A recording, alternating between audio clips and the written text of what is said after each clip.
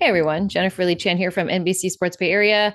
Hope you're having a nice Memorial Day weekend. And let's not forget what the holiday is about. Obviously, a huge thank you to all the servicemen and women who made the ultimate sacrifice in protecting our freedoms here in the States. And um, I've had family members that have served, but obviously not uh, killed in the line of duty, but always appreciation for all the servicemen and women out there who did make the sacrifice and those who are still serving or have served. So, um, happy Memorial Day. Hope you all are having a fantastic weekend. Um, I apologize for not being around a little bit. Had a few days off. My hair is kind of crazy, but I also got a haircut. So had a few days off. Went to visit a couple friends, and here I am. Anyways, back at it. The 49ers will resume I guess, field work this week. And so we will have a chance to see rookies and the 2025 team roster on the field on Thursday. So Thursday, it will be, I believe, Robert Saleh talks. Let's see who we got. No, Robert Saleh is the next week. Our media schedule is 12:30 p.m. on Thursday. We will have access to the team watching the practice. 1:45 p.m. Kyle Shanahan will speak, and then after that, we'll get a few players. So I'm going to continue on talking about some of those rookies that we were talking about, and I'd like to talk about Nick Martin. And I think there's a huge responsibility on Nick Martin's shoulders to be someone who could step in as Dre Greenlaw did. There's a lot of pressure on him. I know there's kind of a school of thought out there that maybe he got drafted a little too high, but then there's others that say, hey, he had a knee injury last year. And if you look at his years prior, he had a really good college career. He's a guy who I think does everything he can for the team. He's been team captain. He had that knee injury last year, but really felt the need to be on the field and coach and give back to the team as much as he could. So it wasn't like a guy who, hey, I've got an injury. I'm going to go, just heal and rehab and, take care of myself. No, he actually did as much as he could, kind of in that same grain that Brock Purdy does, right? Like when Brock Purdy is not on the field for some reason, like I've told the story about when he had mono back in high school and he lost a bunch of weight. He still wanted to do all the reps on air as much as he could. When he had his UCL, his tear in his shoulder, in his elbow, he still wanted to be around everybody and do as much as he could, during training camp before he was actually allowed or cleared to practice and throw. So, just kind of looking at the mentality of all the rookies that the 49ers have drafted recently, they really try to go after guys who are more than just what they do on the field. They are leaders. They are guys who give back to the team, who love the game of football. And I really do think Nick Martin is one of those guys. He's really excited to be back on the field. And when he did speak to us right during rookie minicamp, he said, man, I put on the helmet because they all are fitted for helmets, right? They get fitted for all their equipment. He put the helmet on. He's like, ooh, I got chills. So this is a guy who loves the game of football. And, Fred Warner, is going to be looking for a partner in crime on the field because Dre Greenlaw is now with the Denver Broncos.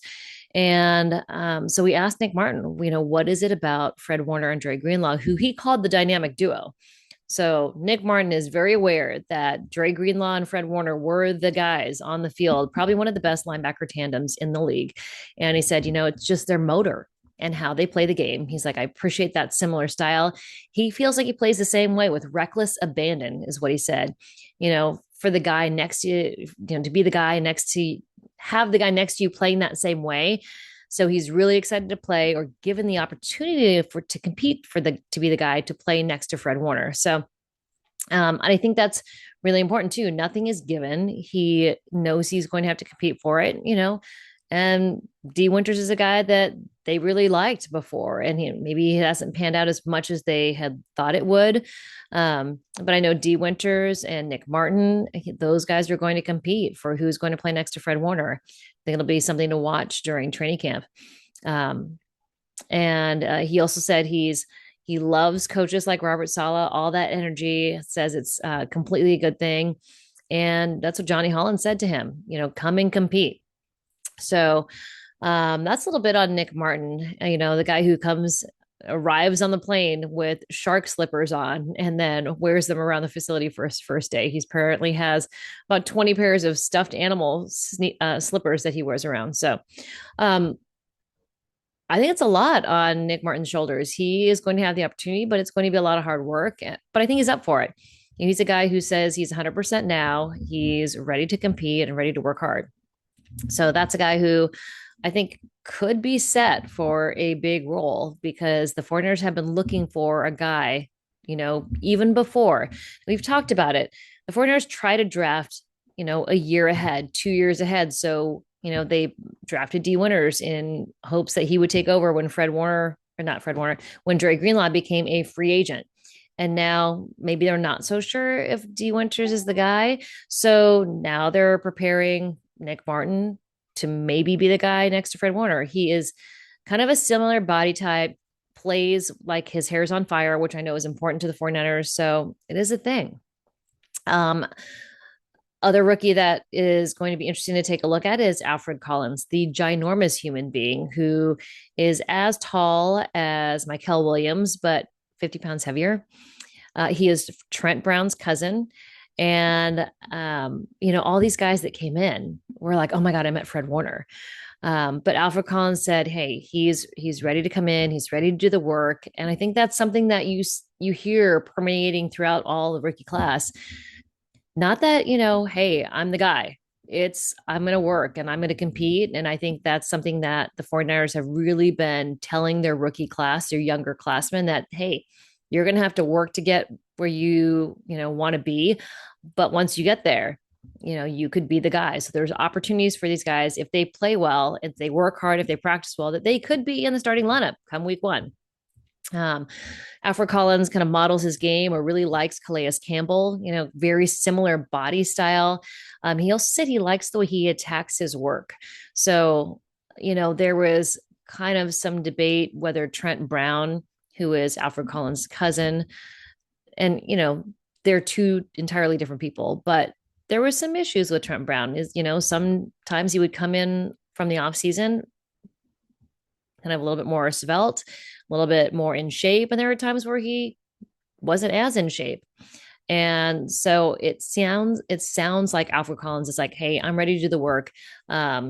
He really wants to be where his feet are. He's excited to be with the 49ers. And he wants to have his game be versatile, like Calais Campbell. He wants to be all across the board. He knows he's going to play inside, try to play inside next to CJ West. Those two could be the interior guys. But he also wants to play on the outside. So, there are those stunts where Nick Bosa comes on the inside and sometimes the interior guys go on the outside. We saw it with Eric Armstead. We've seen it with some other guys out there. Yeturgos Matos can play all across the board. And I think that's a really good issue for the 49ers to have is to give the other team, questions. Where are guys going to line up? What is the stunt going to be? How are they going to take advantage of the offensive line? So, could be interesting how they kind of use Alfred Collins, CJ West, Michael Williams, Nick Bosa, Yeturgos Matos. These guys are all really versatile, which would be interesting. I think CJ West is the one guy who probably will stay on the interior, but the rest of the guys can kind of play around the line. Alfred Collins says he's going to practice his ass off, which is really important. And he said, I'm going to learn how to finesse my pass rush, but really for right now, he's just going to be power. He'll learn how to finesse right now. He wants to be power. Funny thing someone brought up in the interview was, hey, Matthew McConaughey, because he's from Texas, said, hey, he sweats early, sweats late. And he was asked what that means. Like, I don't know. He's like, I just sweat all the time. He's like, I go to the gas station, I'm sweating. He was sweating in the interview. One of the things that he said that a coach gave him advice for in the NFL was to give himself grace to fail, not to worry about it being perfect. So for him to have that type of intensity, I think is only a good thing as well. He just wants to be a good teammate. And while he didn't watch a ton of NFL while he was in college, he said he did watch the 49ers because he was so impressed with Fred Warner and Nick Bosa being on the same team and how well they kind of played off each other. So those are kind of two rookies that we'll keep an eye on come Thursday. Again, practice at 12:30, and then we'll talk to Kyle Shanahan, and then some players. I know over the weekend it was Kyle Juszczyk and Kristen Juszczyk, George and Claire Kittle at Bottle Rock in Napa. One of these days, I want to go there. If anyone of you has connections on how to get into Bottle Rock at Napa, I would love to go. I also saw Ricky Pearsall and Tori Moraga, his girlfriend, were there. Looked like it was a pretty good 49ers turnout. Looks like a fun weekend. It's always been on my list of something to go see, and I haven't been able to do it yet. But when food and music are combined, I think that's amazing because I love both of those things. So just good to be back, everybody. And I'll do a video again tomorrow. We are going to drop another episode of 49ers Talk tomorrow. We're going to record. Matt Maiocco had some time off as well. He was on the East Coast for his daughter's graduation. And I took some time off, hung out with my dad a little bit in San Jose. He came to the Dwight Clark Legacy event. And then we went to Vegas, had a little hangout there, and then over the weekend went to Maui. No, Kona. I went to Hawaii.